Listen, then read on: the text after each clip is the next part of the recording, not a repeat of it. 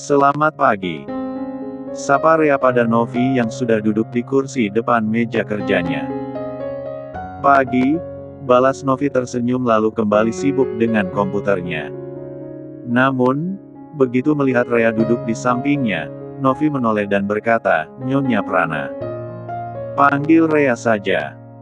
Nggak nyaman banget kalau kamu panggil nama itu. Kayak ibu-ibu yang sudah tua," ujar Rea dengan nada santai. "Iya, maaf," balas Novi. "Tadi mau ngomong apa?" tanya Rea yang penasaran dengan sesuatu yang akan dikatakan Novi. "Ada pemberitahuan di grup karyawan. Estiana dan Utari diberhentikan dari perusahaan," ucap Novi dengan wajah khawatir. Rea terkejut mendengarnya dan menatap Novi dengan mata membulat. "Yang benar." Novi tampak tercengang melihat Rea tidak tahu apa-apa. "Kok nggak tahu? Yang punya perusahaan kan, suami kamu."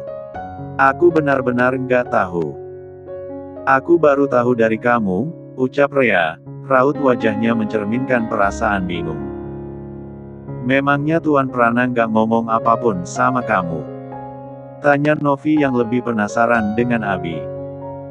"Kalau masalah karyawan, Mas Abi memang nggak pernah cerita apapun sama aku. Dia bilang, itu urusannya dan keputusannya." "Astaga, aku hanya ingin tahu alasan mereka dipecat karena tidak ada kejelasan di grup. Hanya ada pesan dari Bu Mayang yang dia dapat langsung dari Bu Desi," jelas Novi dengan rasa penasaran yang mendalam.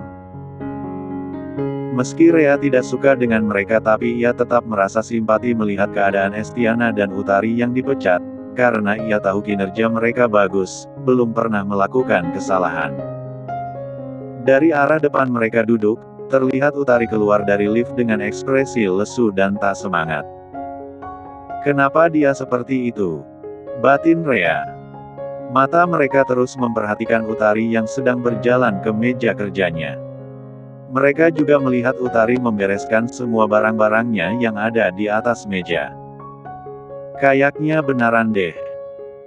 Tadi, aku dengar dia dipanggil ke ruangan Bu Mayang, dan pasti dia baru keluar dari sana," lanjut Novi. "Aku merasa semakin terpukul, melihat rekan kerja harus menerima nasib seperti ini. Nggak usah pedulikan mereka. Mereka memang pantas dipecat. Lebih baik, kita rayakan pengangkatan manajer baru kita," sahut Novi yang membuat Rea penasaran. "Siapa?" tanya Rea semakin penasaran. Novi kembali tercengang melihat Rea malah bertanya padanya. Ia mengerutkan keningnya, heran melihat Rea yang tidak tahu apapun. "Tadi, kamu tidak tahu Utari dan Estiana dipecat? Jangan bilang, kamu juga tidak tahu kalau Gio diangkat jadi manajer baru, pengganti Bu Stella?" Rea terkejut sampai mulutnya menganga. Refleks ia menutup mulutnya dengan tangannya. Namun yang semakin terkejut adalah Novi karena ia pikir, Rea tahu tentang Gio. "Kamu benar-benar nggak tahu Gio diangkat jadi manajer?" tanya Novi memastikan. "Nggak tahu." "Astaga. Yang benar saja. Kalau Estiana dan Utari, wajar sih kalau kamu nggak tahu karena kamu nggak akur sama mereka tapi, kamu dan Gio, kan berteman. Kalian juga sudah jadi satu keluarga. Masa dia nggak cerita?" ucap Novi yang malah bingung melihat Rea tidak tahu tentang Gio. "Aku dan Gio memang nggak dekat banget Novi. Bukan seorang teman yang selalu berbagi cerita. Apalagi dia sibuk dengan urusan cintanya sama Laudia yang nggak kelar-kelar." Saat suasana ruangan terasa hangat dengan obrolan mereka, tiba-tiba Bu Mayang dan Gio muncul dari dalam lift. Mereka berjalan dengan percaya diri menuju meja kerja para karyawan. "Semuanya, tolong berdiri dan dengarkan saya," seru Bu Mayang dengan suara yang tegas. Tidak butuh waktu lama bagi karyawan yang ada di situ untuk menghentikan kegiatan mereka dan segera berdiri dari kursi masing-masing. Sebagian dari kalian mungkin sudah mengetahui akan adanya perubahan posisi manajer di departemen ini, namun masih ada yang belum tahu, kata Bu Mayang kemudian menatap Gio dengan pandangan penuh penghargaan. Maka dari itu, izinkan saya memperkenalkan kepada kalian semua manajer baru kalian di departemen pemasaran. Dialah Pak Gio yang akan menggantikan posisi Bu Stella yang sebelumnya telah dipecat. Semuanya memberikan selamat pada Gio yang kini menjadi seorang manajer di departemen ini. Rea yang berdiri memperhatikan Gio pun merasa bangga, karena menurutnya, Gio memang pantas dengan posisi itu. Selain pintar, Gio juga cekatan dalam bekerja. Setelah menyaksikan satu persatu rekan kerjanya memberikan ucapan selamat kepada Gio, Rea pun maju mengucapkan selamat. Selamat ya, Pak Gio. Sekarang kamu sudah jadi manajer dan sekaligus bos di sini, ucap Rea dengan senyuman ramah di wajahnya. Namun, justru yang terjadi sebaliknya. Gio menatap Rea dengan ekspresi kesal yang tak pernah Rea lihat sebelumnya. Ada apa dengannya? Kenapa dia tiba-tiba seperti itu? Batin Rea cemas. Walau begitu, Gio tetap mengucapkan terima kasih kepada Rea dengan nada yang terdengar paksa. Terima kasih, sahut Gio singkat, lalu dengan langkah terburu-buru ia masuk ke ruangannya. Rea hanya bisa berdiri terpaku, menatap pintu ruangan Gio dengan perasaan heran dan kecewa. Gio selalu ramah dan ceria, apa yang salah denganku sampai dia berubah sikap begitu? Pikir Rea. Novi, yang sejak tadi memperhatikan interaksi Gio dan Rea, pun merasa heran dan ingin tahu alasan perubahan sikap Gio. Ia mendekati Rea yang masih diam lalu berkata dengan nada penasaran, kenapa sih dia begitu? Padahal biasanya, dia paling semangat dan paling ceria kalau ngobrol sama kamu. Sambil mengutarakan pertanyaannya, Novi juga menatap ke arah ruangan Gio, seakan mencari jawaban dari balik pintu tersebut. Aku juga nggak tahu, Novi, ucap Rea dengan bingung. Apa karena dia diangkat jadi manajer, dia jadi sombong kayak Bu Stella? Memang banyak orang seperti itu.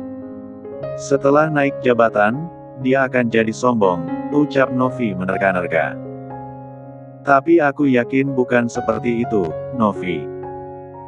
Memang, aku nggak dekat banget sama Gio, tapi dari yang aku tahu, dia bukan tipe orang sombong. Bahkan, kalau dia mau sombong, seharusnya sudah dari dulu, karena orang tuanya kaya dan berpengaruh. Tuan Satria direktur di sini dan Kak Julia punya bisnis sendiri. Jadi, kalau hanya karena jabatan ini, rasanya nggak mungkin deh, ungkap Rea, berusaha membela Gio. Novi akhirnya diam, merenung sejenak. Ia pun sadar bahwa ia tidak terlalu mengenal Gio, sehingga ia tidak pantas menilainya seperti itu. Sepertinya, Gio sedang marah sama aku. Mungkin karena masalah pernikahanku dengan pamannya. Selama ini kan, hanya dia yang nggak tahu. Aku merasa bersalah, karena telah menyembunyikan hal itu darinya. Aku harus bicara dulu sama dia, menjelaskan semuanya. Semoga dia bisa mengerti dan memaafkanku, gumam Rea dalam hati, merasa bertanggung jawab untuk memperbaiki hubungannya dengan Gio. Akhirnya, Rea melangkah ke ruangannya Gio. Ia mengetuk pintu ruangan itu dengan perasaan cemas. Masuk. Rea membuka pintu ruangan itu setelah mendengar suara Gio dan ia melihat Gio sedang duduk di kursi kerjanya tapi pria itu tidak menatapnya. Gio sibuk dengan dokumen di atas mejanya. Gio, boleh aku bicara sebentar? Sahut Rea yang kini berdiri di depan Gio. Gio menghentikan aktivitasnya, dan beralih menatap Rea. Tante mau bicara apa? Dari nada bicara Gio, Rea sudah tahu jelas bahwa Gio memang sungguh marah padanya gara-gara menyembunyikan pernikahannya. Boleh duduk nggak? Tanya Rea. Silahkan. Rea menarik kursi dan duduk di depan Gio yang sedang menatapnya dengan tatapan serius. "Jadi, ada masalah apa?" tanya Gio dengan serius. "Aku tahu kamu sedang marah karena aku nggak ngomong sama kamu tentang hubunganku dengan paman kamu. Makanya aku menemuimu untuk minta maaf." "Nggak apa-apa. Aku maafkan. Jadi tidak usah dibahas," ucap Gio yang tidak menunjukkan lagi ekspresi kesalnya di depan Rea. Yang benar. Namun Rea tidak percaya jika Gio sudah memaafkannya. "Aku serius. Aku sudah memaafkanmu. Kalau tidak, aku bisa dibunuh oleh dua orang yang pastinya nggak terima aku mengabaikanmu." "Siapa?" tanya Rea. "Laudia dan pamanku. Mereka pasti tidak akan tinggal diam melihat aku menindasmu," jawab Gio. Rea hanya bisa tertawa kecil mendengar ucapan Gio. Gio yang tadinya berekspresif serius, kini tersenyum melihat Rea tertawa di depannya. Di parkiran kantor, Utari tengah duduk dalam mobilnya, menangis sejadi-jadinya dengan kepala menunduk. Dalam genggamannya, setir mobil terasa begitu erat saat hatinya merasa hancur. Dipecat dari perusahaan ini hanya karena tak bisa menyelesaikan proposal Bumayang, namun Utari yakin bukan itu alasan sebenarnya. "Ini pasti gara-gara aku pernah menghina kakak ipar. Kenapa aku begitu ceroboh waktu itu? Kenapa aku begitu bodoh?" bisik Utari dalam hati, menyesali perbuatannya di masa lalu. "Sekarang, aku dipecat. Lalu bagaimana caranya aku bisa dekat dengan Gio? Si Jalang itu, pasti akan lebih leluasa mendekati karena aku sudah tidak ada." Tak hanya menyesal, Utari juga marah. Terlebih jika mengingat tentang Laudia yang dekat dengan Gio. Setelah air mata yang mengalir tak ada habisnya, Utari akhirnya mengusap wajahnya dan melajukan mobilnya meninggalkan perusahaan Prana. Tepat saat itu pula, mobil Adnan masuk ke area kantor. Mobilnya berhenti di depan pintu masuk gedung, dan Estiana segera turun dengan langkah tergesa-gesa, sembari berlari masuk ke dalam gedung. Setelah menerima pemberitahuan pemecatannya, dia bertekad untuk menemui Bumayang guna meminta penjelasan mengenai keputusan itu. Estiana kini berada di dalam ruangan Bumayang. Ia berdiri di depan Bumayang yang duduk di kursi kerjanya. "Jadi apa alasannya saya tiba-tiba dipecat, Bu?" tanya Estiana penasaran, tampak jelas wajahnya marah dan tidak terima dirinya dipecat. "Masalah itu, saya tidak tahu. Lebih baik, kamu tanyakan sendiri sama pamanmu. Dialah yang memecatmu," jawab Bumayang. Tanpa mengatakan apapun, Estiana keluar dari ruangan Bumayang. Dengan perasaan marahnya, ia melangkah masuk ke lift menuju ruangan Abi untuk menanyakan alasannya dipecat. Lift terbuka. Estiana berlari keluar dan langsung menghampiri Cindy yang sedang duduk di depan meja kerjanya. "Permisi Bu Cindy," sahut Estiana. Cindy mengangkat wajahnya melihat Estiana. "Ya, paman ada di ruangannya, enggak?" tanya Estiana. "Lagi rapat." "Jam berapa selesai?" tanya Estiana. "Beliau baru masuk ke ruang rapat, dan biasanya selesai sampai jam makan siang. Sekarang, baru jam 9 pagi." "Oke, saya tunggu saja di sini." Terpaksa, Estiana memilih menunggu Abi selesai rapat demi mendapat kejelasan dari Abi. Selama 2 jam menunggu, akhirnya Abi muncul. Dengan langkah cepat, Estiana mendekati Abi yang baru saja keluar dari lift. Wajahnya tampak tegang, raut kecewa tergambar jelas karena penantian yang panjang hanya untuk mendapatkan jawaban yang tidak menyenangkan. Abi, dengan tatapan dingin dan sikap yang tak acuh, melirik sekilas ke arah Estiana namun terus berjalan menuju ruang kerjanya seolah-olah tak mengakui kehadirannya. Estiana yang merasa diabaikan, menyusul Abi dengan langkah yang lebih cepat. "Paman Abi, saya mau bicara sebentar." Suaranya mencoba terdengar tenang, namun getaran kecil di ucapannya mengkhianati rasa gugup yang ia rasakan. Abi tidak mengatakan apapun, ia membuka pintu ruang kerjanya dan memasukinya, meninggalkan Estiana yang terpaku di koridor dengan rasa kecewa dan pertanyaan yang masih bergelayutan di benaknya. Namun Estiana tidak akan menyerah, dia ikut masuk ke dalam ketika Halim dan Desi melangkah mengikuti Abi. "Paman, ini penting.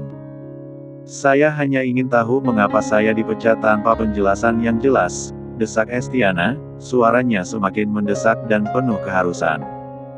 Abi tak segera menanggapi Estiana. Ia malah duduk di kursi kerjanya sambil menatap Estiana yang berdiri di depan mejanya, matanya tajam melihat Estiana. "Alasan? Apa aku harus berikan alasan padamu yang selalu membuat masalah di perusahaanku?" Kening Abi berkerut ketika melihat Estiana, seolah menyatakan ketidaksukaannya padanya. "Tapi, Paman, saya tidak merasa pernah membuat kesalahan yang fatal di perusahaan ini.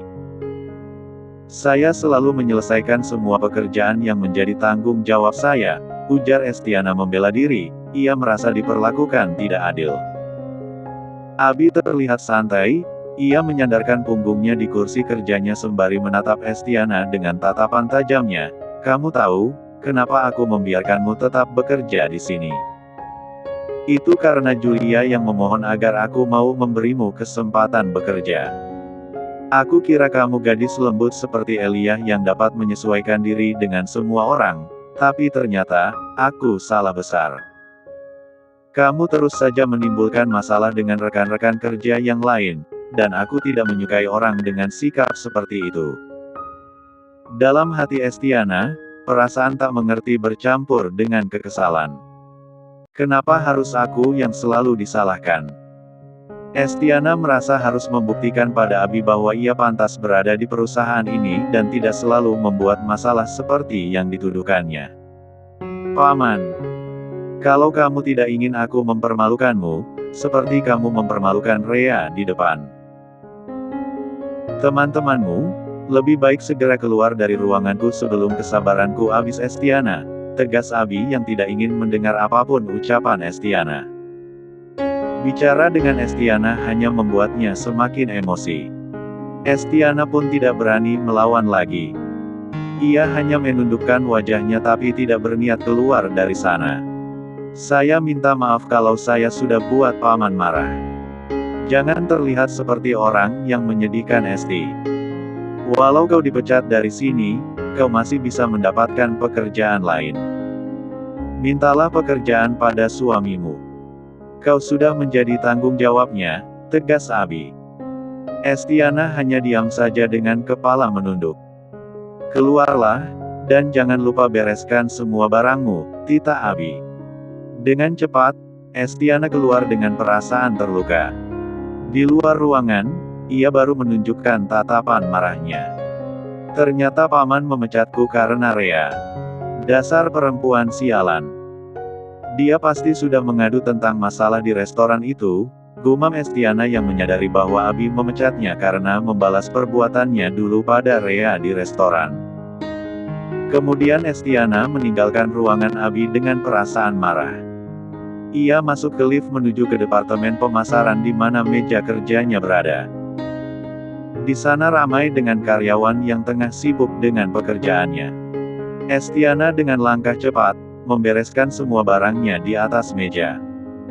Ada beberapa teman Estiana yang sedang memperhatikan Estiana membereskan semua barangnya di atas meja tapi tak ada satupun rekan kerjanya yang datang menghampirinya.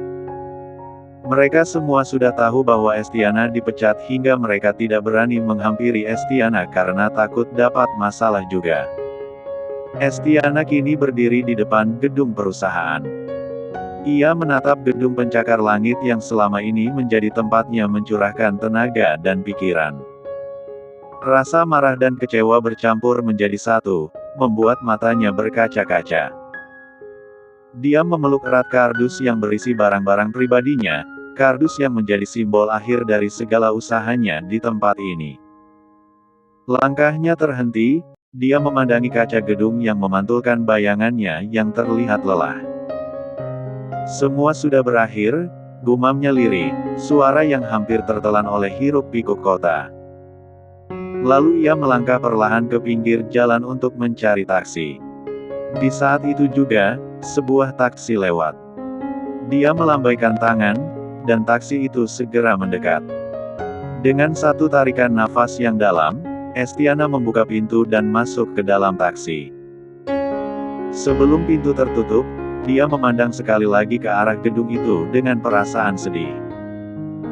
Taksi melaju menuju rumah orang tua Adnan, karena sebelum datang ke perusahaan, Estiana dan Adnan datang dulu ke rumah Adnan untuk menyimpan koper Estiana.